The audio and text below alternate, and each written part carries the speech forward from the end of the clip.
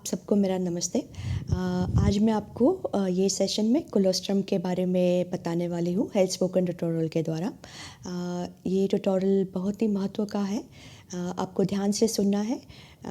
ये जो कोलोस्ट्रम है वो पहले 2-3 दिन जब भी डिलीवरी के बाद जो माँ को दूध आता है उसको कोलोस्ट्रम बोलते हैं। पीले रंग का होता है क्योंकि उसमें जो विटामिन ए की मात्रा है बहुत ज़्यादा मात्रा में है। विटामिन ए आपको मालूम ही है, हम लोगों ने पहले बताया था कि इन्फेक्शन रोग प्रतिकारक शक्ति बढ़ाने के लिए विटामिन ए बहुत ही महत्वपूर्ण है। उसमें एक IgA करके इम्यूनोग्लोबिन है, वो भी रोग प्रतिकारक शक्ति बढ़ाने में बहुत मदद रूप करता है।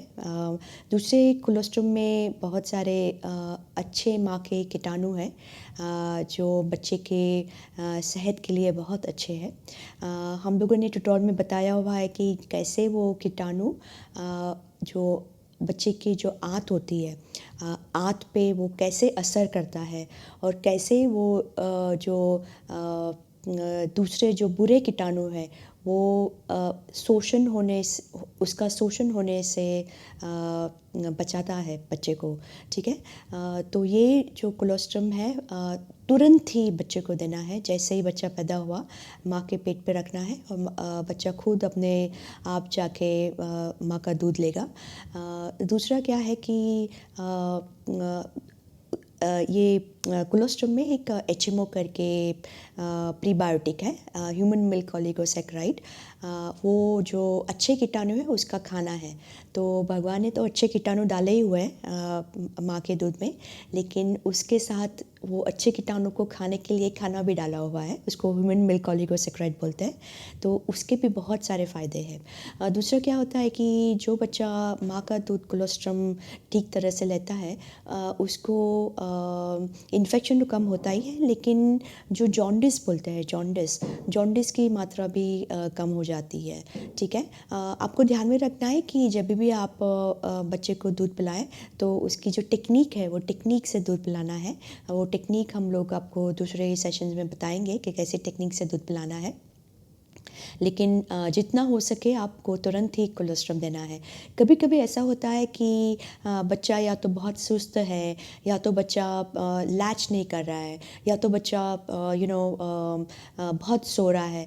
तो ये टाइम में आपको माँ को कैसे दूध निकालना, उसकी भी टेक्निक हम लोगों ने बताई है कि अगर टेक्निक से निकालना है दूध और तुरंत ही बच्चे को देना है। ठीक है, बहुत सारे हॉस्पिटल में वो लोग डॉक्टर्स लोग बोलते कि बाहर का पाउडर का दूध चालू करो, सिजेरियन में पाउडर का दूध चालू करो। आपको पाउडर का दूध चालू करने की बिल्कुल ज़रूरत नहीं है। माँ को सिखाना है कि कैसे अपना दूध निकाले और बच्चों को दे। लेकिन सबसे पहले तो सबसे बढ़िया चीज़ है कि अगर आप तुरंत ही जैसे बच्चा पैदा हुआ उसको माँ के छाती पे रखना है और बच्चा अपने आप खुद पे जाके स्तन पे जाके दूध लेगा। ये तो हो गया आपका कोलोस्ट्रम का ट्यूटोरियल। आपको बहुत पसंद आएगा और आप देखें और मदर को और माता को ये सारे इन्फॉर्मेशन आपको देनी है। धन्यवाद। सुनहरा घंटा और खीस पिलाने के महत्व पर बने स्पोकन ट्यूटोरियल में आपका स्वागत है। इस ट्यूटोरियल में हम सीखेंगे सुनहरा घंटा और इसका महत्व, नवजात शिशु को खीस पिलाने के लाभ। शुरू करते हैं। पहले ये समझते हुए कि सुनहरा घंटा क्या है। नवजात शिशु के जन्म के बाद के पहले घंटे को सुनहरा घंटा कहा जाता है। यह पहला घंटा शिशु की वृद्धि और विकास के लिए बहुत जरूरी है। माँ के स्तनपान की अवधि में यह एक महत्वपूर्ण कारक भी है। यह समय माँ और उसके शिशु के बीच के बंधन को मजबूत करने में मदद करती है। दोनों के बीच लगातार त्वचा से त्वचा का संपर्क शुरू किया जाना चाहिए। त्वचा से त्वचा का संपर्क क्या है? त्वचा से त्वचा का संपर्क जल्द से जल्द दूध पिलाना शुरू करने का सबसे अच्छा तरीका है। शिशु रेंगने का प्रयास करेगा और अपने मुंह से माँ के स्तन को पकड़ने की कोशिश करेगा। इसे ब्रेस्ट क्रॉल कहते हैं, जिसे एक अन्य ट्यूटोरियल में समझाया गया है। अब स्तनपान के अलग अलग चरणों को देखते हैं और इसकी संरचना को भी।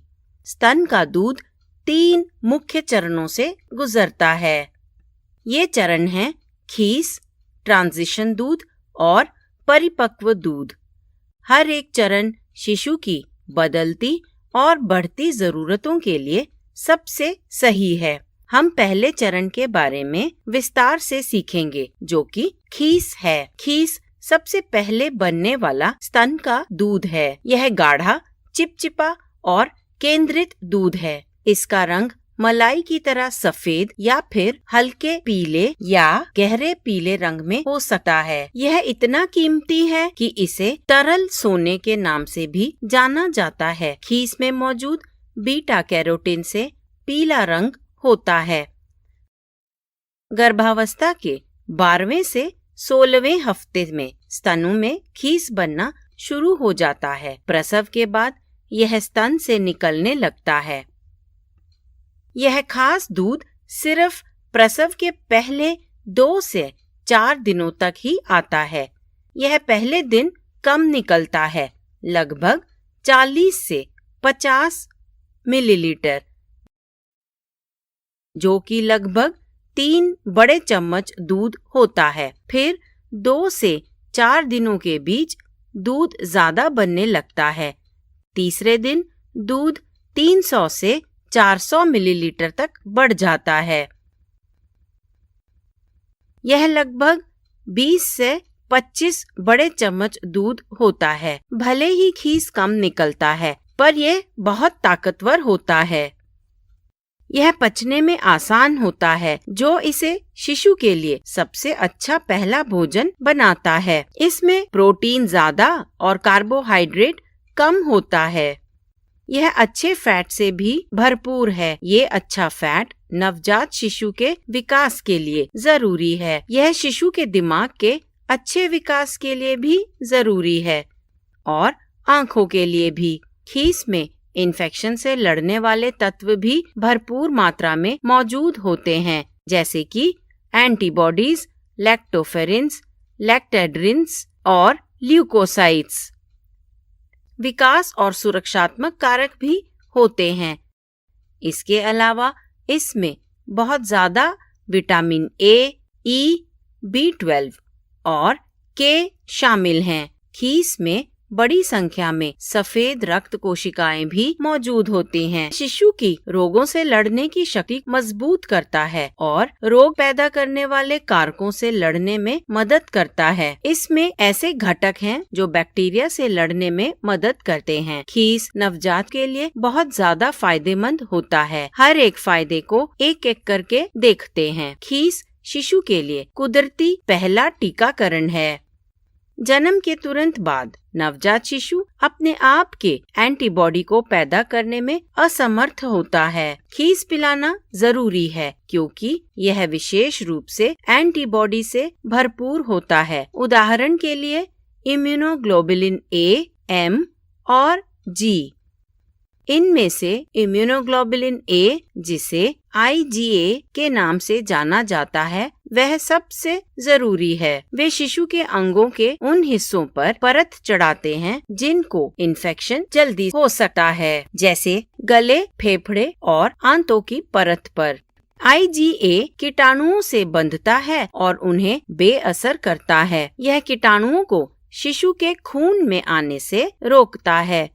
खीस शिशु की रोगों से लड़ने की शक्ति को नियंत्रित करने में मदद करता है। उनके शरीर में टी हेल्पर सेल्स के स्तर को संतुलित करता है। टी हेल्पर सेल्स में असंतुलन का परिणाम एलर्जी और स्व प्रतिरक्षा रोग हो सकता है। स्व प्रतिरक्षा बीमारियों में प्रतिरक्षा प्रणाली शरीर में स्वस्थ कोशिकाओं पर हमला करती है। हमारी 70% से अधिक प्रतिरक्षा आंत में होती है। शिशु के पेट के स्वास्थ्य में खीस का बहुत बड़ा काम होता है।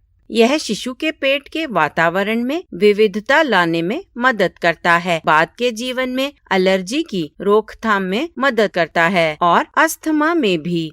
यह आंत की सूजन के खतरे को कम करता है, तनाव और चिंता के खतरे को भी कम करता है।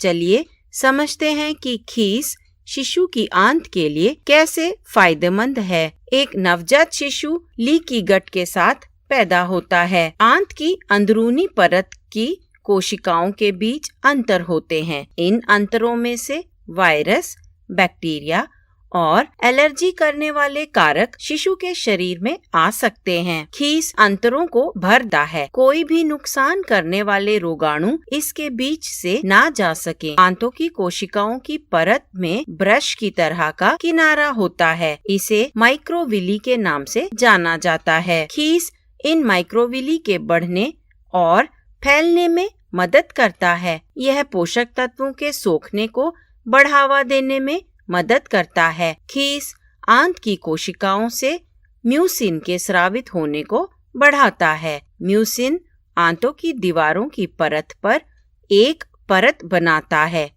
यह किसी भी खराब बैक्टीरिया के आने को रोकता है। खीस में ह्यूमन मिल्क ओलिगोसैकेराइड्स भी होता है, जिसको HMO कहा जाता है। वे प्रीबायोटिक्स के रूप में काम करते हैं। इसका मतलब है कि वे शिशु की आंत में अच्छे बैक्टीरिया के बढ़ने को बढ़ावा देते हैं। वे रोग जनकों को आंत की कोशिकाओं से जुड़ने से रोकते हैं। ये शिशु के दिमाग के बढ़ने के लिए भी फायदेमंद हैं। शिशु को खीस पिलाने से उसका पेट पाचन के लिए तैयार होता है। यह शिशु को मेकोनियम निकालने में मदद करने के लिए रेचक के रूप में काम करता है। मेकोनियम शिशु का पहला गहरा काला या गहरा हरा मल है। जब वह माँ के गर्भ में होता है तो यह उसकी आंतों में बनता है। मेकोनियम के जल्दी निकलने से पीलिया को रोकने में भी मदद मिलती है। मेकोनियम में बिलीरुबिन होता है। खीस के रेचक गुण उसे बिलीरुबिन को बाहर निकालने में मदद करते हैं। यदि शिशु को पूरी तरह से नहीं पिलाया जाता है, मल में से बिलीरुबिन आंतों में दोबारा सोखा जाता है। फिर यह उसके शरीर में इकट्ठा होता है और इससे पीलिया हो जाता है। खीस की एक खास बात ये है कि इसमें वृद्धि के कारकों की बहुत ज्यादा संख्या है, जैसे कि इंसुलिन लाइक ग्रोथ फैक्टर 1 और इंसुलिन लाइक ग्रोथ फैक्टर 2। वे ऊतक के बढ़ने, मरम्मत और विकास के लिए जरूरी हैं। एक अन्य वृद्धि का कारक जो खीस में ज्यादा है वो है VEGF। इसे वैस्कुलर एंडोथेलियल ग्रोथ फैक्टर कहते हैं। यह नई रक्त वाहिकाओं के विकास को बढ़ावा देता है। खीस एपिडर्मल ग्रोथ फैक्टर का एक प्रमुख जरिया भी है। यह शिशु की आंत के सामान्य तरीके से बढ़ने के लिए बहुत जरूरी है। चोट लगने पर आंतों की परत की मरम्मत के लिए भी यह जरूरी है। इस तरह यह नवजात शिशुओं में आंतों की बीमारी से सुरक्षा देता है। उदाहरण के लिए नेक्रोटाइजिंग एंटेरोकोलाइटिस, जिसे NEC के नाम से जाना जाता है, यह आंत की सूजन के कारण होने वाली स्थिति है। खीस पिलाने से शिशु के खून में शुगर का स्तर कम होने से रोकने में भी मदद मिलती है। अतः खीस पिलाना शिशु के लिए बहुत फायदेमंद है। खीस पिलाने के बारे में कुछ मिथक हैं। पहला मिथक ये है कि खीस को फेंक देना चाहिए क्योंकि वह बासी होता है। यह सही नहीं है। खीस ना तो बासी होता है और ना ही यह शिशु के लिए नुकसानदायक है, बल्कि यह नवजात शिशु के लिए बहुत जरूरी है। स्तनपान में देरी होने पर भी इसे फेंकना नहीं चाहिए।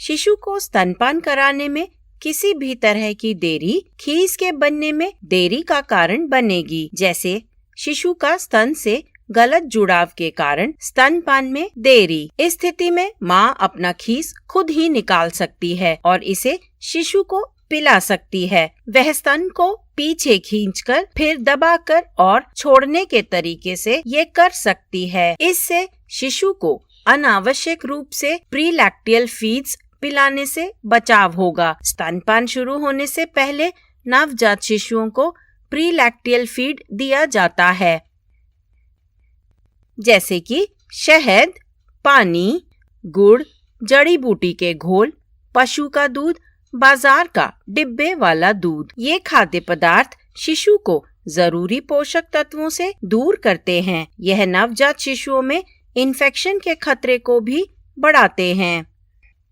दूसरा मिथक है खीस की मात्रा कम और सही ना होना। कुछ लोग सोचते हैं कि खीस शिशु के लिए पर्याप्त नहीं है। कई महिलाएं सोचती हैं कि उनके स्तन में दूध कम बनता है। यह सही नहीं है। स्तन के दूध का बनना आमतौर पर शिशु की जरूरतों के अनुसार होता है। जन्म के बाद पहले कुछ दिनों में शिशुओं को बहुत कम मात्रा में दूध की जरूरत होती है। पहले दिन उनके पेट में लगभग 20 मिलीलीटर दूध जा सकता है। इसलिए माँ को बार बार दूध पिलाते रहना चाहिए। पहले कुछ दिनों तक शिशु को दिन में लगभग 10 से 12 बार दूध पिलाना चाहिए। धीरे धीरे कुछ दिनों के बाद दूध बढ़ेगा। 5वें दिन माँ के स्तनों में ट्रांजिशनल दूध बनना शुरू हो जाता है। यह स्तन के दूध का दूसरा चरण है, जो नीले सफेद रंग का होता है। यह प्रसव के 2 हफ्ते बाद तक तैयार होता है। इसमें दोनों का मेल होता है, खीस का भी और स्तन के सामान्य दूध का भी। 2 सप्ताह के बाद स्तन परिपक्व दूध बनाना शुरू कर देता है। यह खीस और ट्रांजिशन दूध की तुलना में ज्यादा पतला होता है। हालांकि यह कम गाढ़ा होता है, फिर भी यह शिशु के लिए कुदरती रूप से अच्छा आहार होता है। याद रखें कि 6 महीने तक केवल स्तनपान कराना चाहिए। शिशु 6 महीने का हो जाए तब पूरक आहार शुरू करना चाहिए।